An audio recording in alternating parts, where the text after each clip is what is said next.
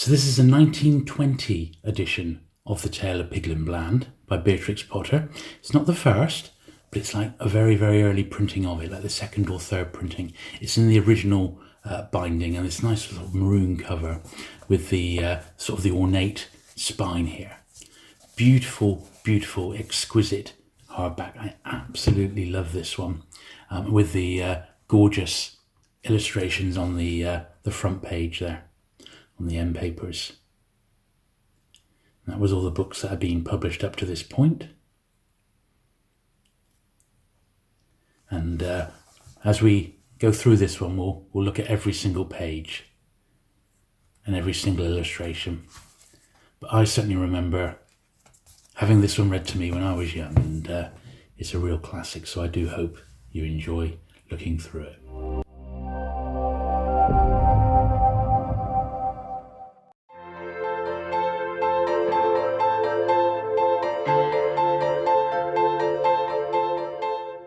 The Tale of Pigling Bland by Beatrix Potter, narrated by Jules Burt. Once upon a time there was an old pig called Aunt Pettitoes. She had 8 of her family, 4 little girl pigs called Crosspatch, Suck-Suck, Yock-Yock and Spot, and 4 little boy pigs called Alexander, Pigling Bland, Chin-Chin and Stumpy. Stumpy had had an accident to his tail.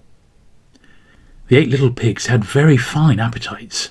Yes, yes, yes, they eat, and indeed they do eat, said Aunt Pettitoes, looking at her family with pride. Suddenly there were fearful squeals. Alexander had squeezed inside the hoops of the pig trough and stuck. Aunt Pettitoes and I dragged him out by the hind legs. Chin-Chin was already in disgrace. It was washing day, and he had eaten a piece of soap. And presently, in a basket of clean clothes, we found another dirty little pig. Tut, tut, tut, whatever is this? Grunted Aunt Pettitoes.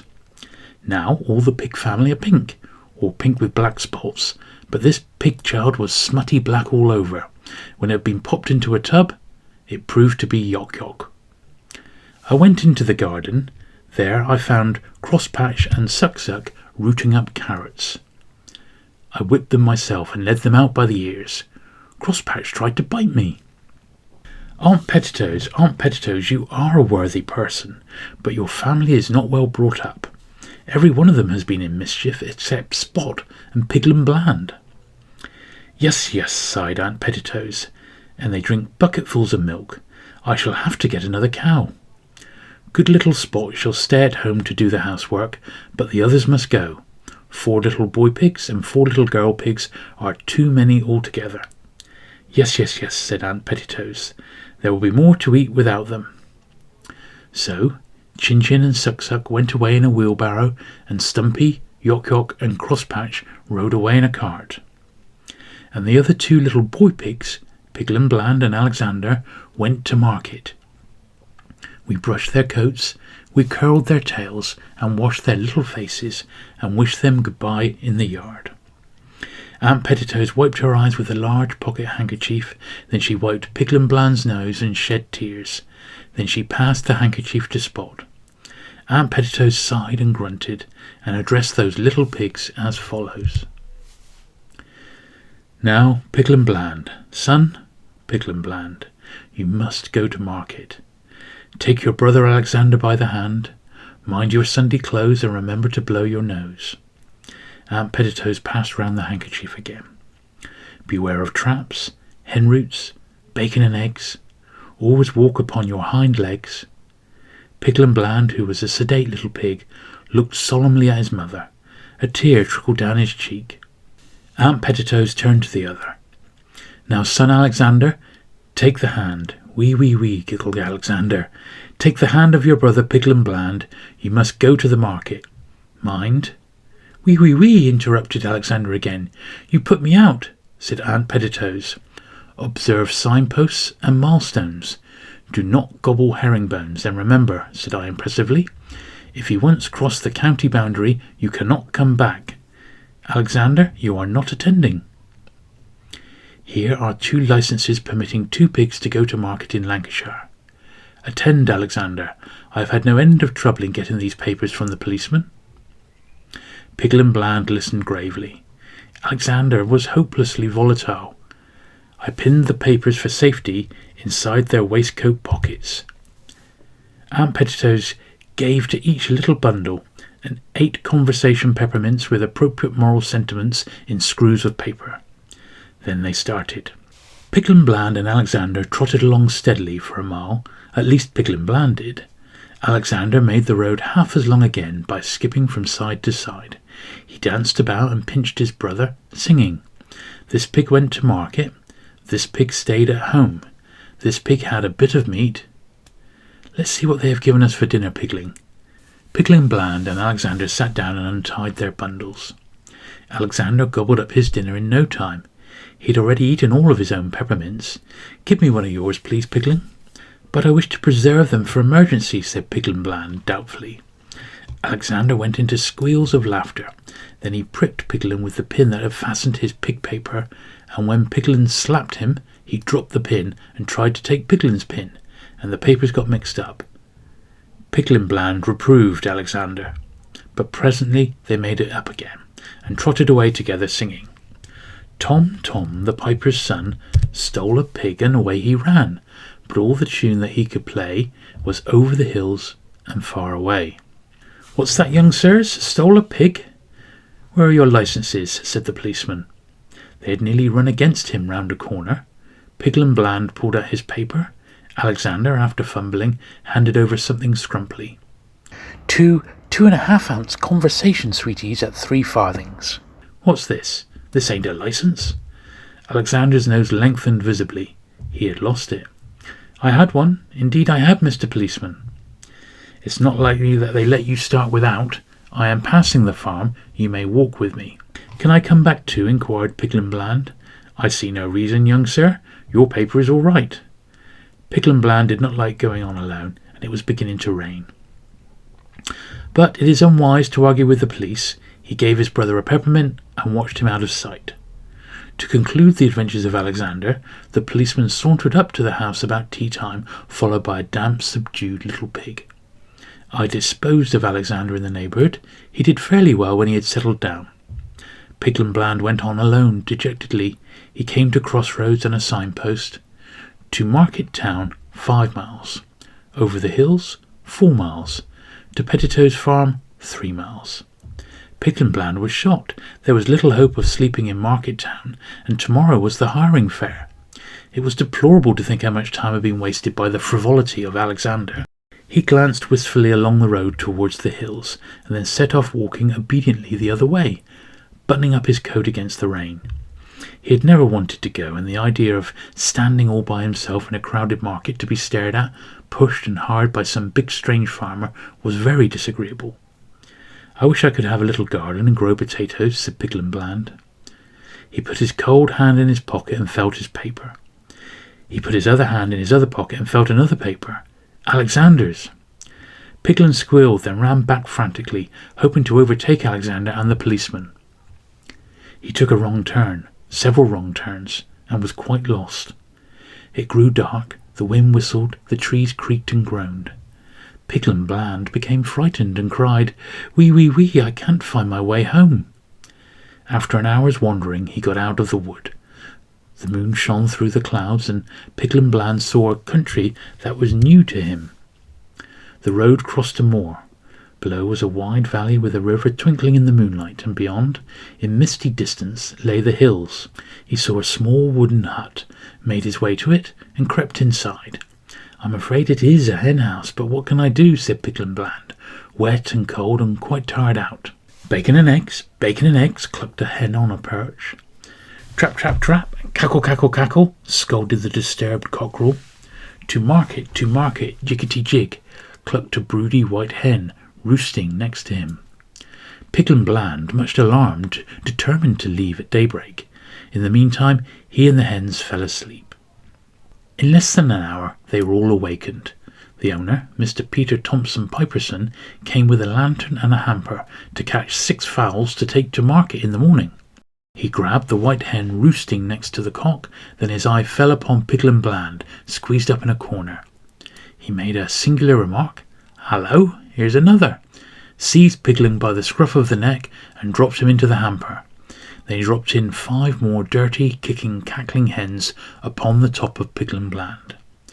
The hamper, containing 6 fowls and a young pig, was no light weight. It was taken downhill, unsteadily, with jerks. Pigling, although nearly scratched to pieces, contrived to hide the papers and peppermints inside his clothes. At last the hamper was bumped down upon a kitchen floor, the lid was opened, and Pigling was lifted out. He looked up, blinking, and saw an offensively ugly elderly man grinning from ear to ear. "This one's come of himself, whatever," said Mr. Piperson, turning Pigling's pockets inside out. He pushed the hamper into a corner, threw a sack over it to keep the hens quiet, put a pot on the fire, and unlaced his boots. Pigling Bland drew forward a copy stool and sat on the edge of it, shyly warming his hands. Mr. Piperson pulled off a boot and threw it against the wainscot at the end of the kitchen. There was a smothered noise. "Shut up," said Mr. Piperson. Pigling Bland warmed his hands and eyed him. Mr. Piperson pulled off the other boot and flung it after the first. There was again a curious noise. "Be quiet, will ye?" said Mr. Piperson. Pigling Bland sat on the very edge of the copy stool. Mr. Piperson fetched meal from a chest and made porridge. It seemed to Pigling that something at the further end of the kitchen was taking a suppressed interest in the cooking, but he was too hungry to be troubled by noises. Mr. Piperson poured out 3 platefuls for himself, for Pigling, and a third. After glaring at Pigling, he put away with much scuffing and locked up. Pigling Bland ate his supper discreetly. After supper, Mr. Piperson consulted an almanac and felt Pigling's ribs. It was too late in the season for curing bacon, and he grudged his meal. Besides, the hens had seen this pig. He looked at the small remains of a flitch, and then looked undecidedly at Pigling. "You may sleep on the rug," said Mr. Peter Thompson Piperson. Pigling Bland slept like a top. In the morning Mr. Piperson made more porridge. The weather was warmer. He looked to see how much meal was left in the chest and seemed dissatisfied. "You'll likely be moving on again," said he to Pigling Bland. Before Pigling could reply, a neighbour, who was giving Mr. Piperson and the hens a lift, whistled from the gate. Mr. Piperson hurried out with the hamper, enjoining Pigling to shut the door behind him and not meddle with nowt, "or I'll come back and skin ye," said Mr. Piperson. It crossed Pigling's mind that he had asked for a lift too. He might still have been in time for market, but he distrusted Peter Thomas. After finishing breakfast at his leisure, Pigling had a look around the cottage. Everything was locked up. He found some potato peelings in a bucket in the back kitchen. Pigling ate the peel and washed at the porridge plates in the bucket. He sang while he worked. Tom, with his pipe, made such a noise he called up all the girls and the boys, and they all ran to hear him play "Over the Hills and Far Away." Suddenly a little smothered voice chimed in. "Over the hills and great way off, the wind shall blow my topknot off." Pigling Bland put down the plate which he was wiping and listened. After a long pause, Pigling went on tiptoe and peeped round the door into the front kitchen. There was nobody there. After another pause, Pigling approached the door of the locked cupboard and snuffed at the keyhole. It was quite quiet. After another long pause, Pigling pushed a peppermint under the door. It was sucked in immediately. In the course of the day, Pigling pushed in all the remaining 6 peppermints. When Mr. Piperson returned, he found Pigling sitting before the fire. He had brushed up the hearth and put on the pot to boil. The meal was not get-atable. Mr. Piperson was very affable. He slapped Pigling on the back, made lots of porridge, and forgot to lock up the meal chest. He did lock the cupboard door, but without properly shutting it. He went to bed early and told Pigling upon no account to disturb him next day before 12 o'clock. Pigling Bland sat by the fire eating his supper. All at once at his elbow a little voice spoke. "My name is Pig-wig. Make me more porridge, please." Pigling Bland jumped and looked round. A perfectly lovely little black Berkshire pig stood smiling behind him. She had twinkly little screwed-up eyes, a double chin, and a short turned-up nose. She pointed at Pigling's plate. He hastily gave it to her and fled to the meal chest. "How did you come here?" asked Pigling Bland. "Stolen," replied Pig-wig, with her mouth full. Pigling helped himself to meal without scruple. "What for?" Bacon, hams, replied Pigwig cheerfully. Why on earth don't you run away? Exclaimed the horrified pigling. I shall after supper, said Pigwig decidedly. Pigling Bland made her more porridge and watched her shyly. She finished her second plate, got up and looked about her as though she was going to start. You can't go in the dark, said Pigling Bland. Pigwig looked anxious. Do you know your way by daylight? I know we can see this little white house from the hills across the river. Which way are you going, Mr. Pig? To market. I have 2 pig papers. I might take you to the bridge if you have no objection, said Pigling, much confused and sitting on the edge of his cobby stool. Pigwig's gratitude was such, and she asked so many questions that it became embarrassing to Pigling Bland. He was obliged to shut his eyes and pretend to sleep. She became quiet, and there was a smell of peppermint. I thought you had eaten them, said Pigling, waking suddenly. Only the corners, replied Pigwig, studying the sentiments with much interest by the firelight. I wish you wouldn't. He might smell them through the ceiling, said the alarmed Pigling. Pigwig put the sticky peppermints into her pocket. Sing something, she demanded. I am sorry, I have toothache, said Pigling, much dismayed. Then I will sing, replied Pigwig. You will not mind if I say iddy tiddity? I have forgotten some of the words. Pigling Bland made no objection. He sat with his eyes half shut and watched her. She wagged her head and rocked about, clapping time and singing in a sweet little grunty voice. A funny old pig lived in a sty, and 3 little piggies had she. Tee, a diddy, a ditty, oomph, oomph, oomph, and the little pig said wee, wee. She sang successfully through 3 or 4 verses, only at every verse her head nodded a little lower, and her little twinkly eyes closed up. Those 3 little piggies grew peaky and lean they might very well be, for somehow they couldn't say oomph, oomph, oomph, and they wouldn't say wee, wee, wee, for somehow they couldn't say. Pigwig's head bobbed lower and lower until she rolled over, a little round ball, fast asleep on the hearth rug. Pigling Bland, on tiptoe, covered her up with an anti-massacre. He was afraid to go to sleep himself. For the rest of the night he sat listening to the chirping of the crickets and to the snores of Mr. Piperson overhead. Early in the morning, between dark and daylight, Pigling tied up his little bundle and woke up Pigwig. She was excited and half frightened. But it's dark. How can we find our way? The cock has crowed. We must start before the hens come out. They might shout to Mr. Piperson. Pigwig sat down again and commenced to cry. Come away, Pigwig. We can see when we get used to it. Come, I can hear them clucking. Pigwig had never said shh to a hen in his life. Being peaceable, also he remembered the hamper.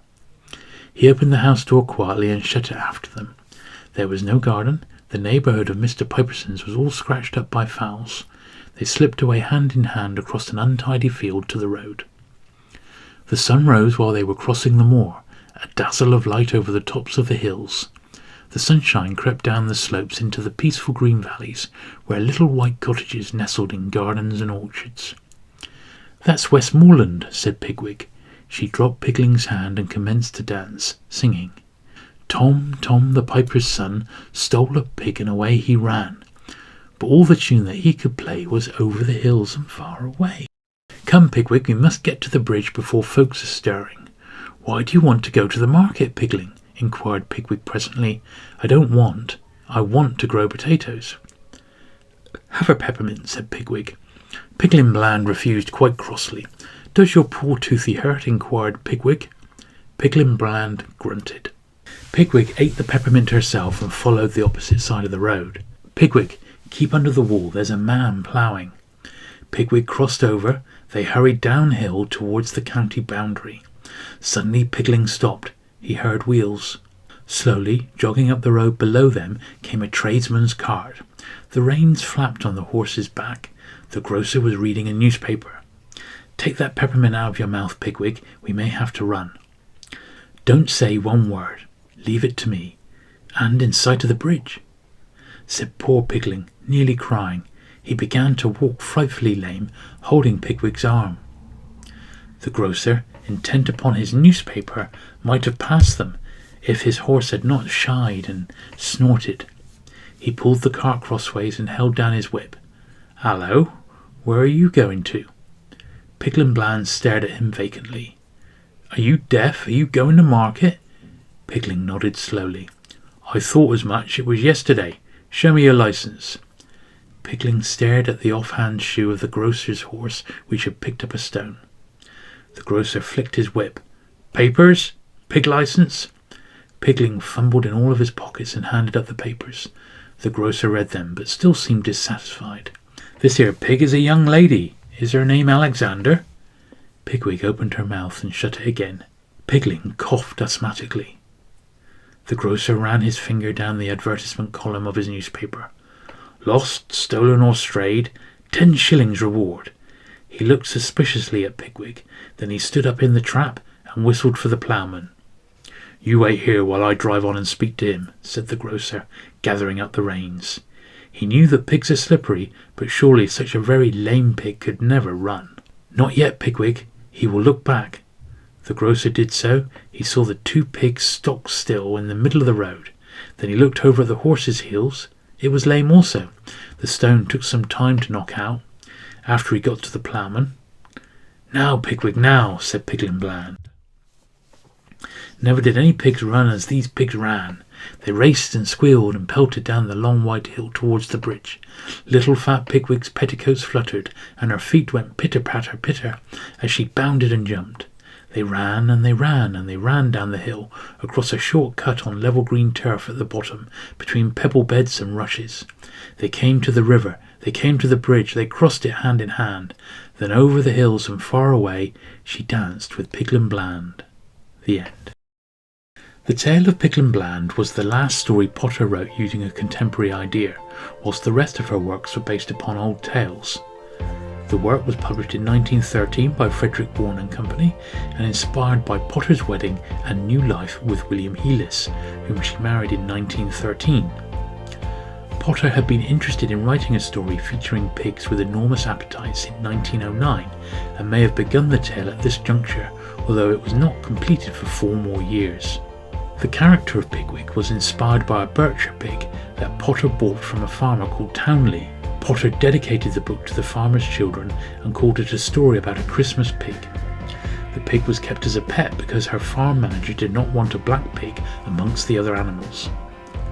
Potter was very fond of the pig and described it as being very friendly and fond of affection. The majority of the landscapes and backgrounds in the work were based on areas in the Lake District, including parts of Westmoreland.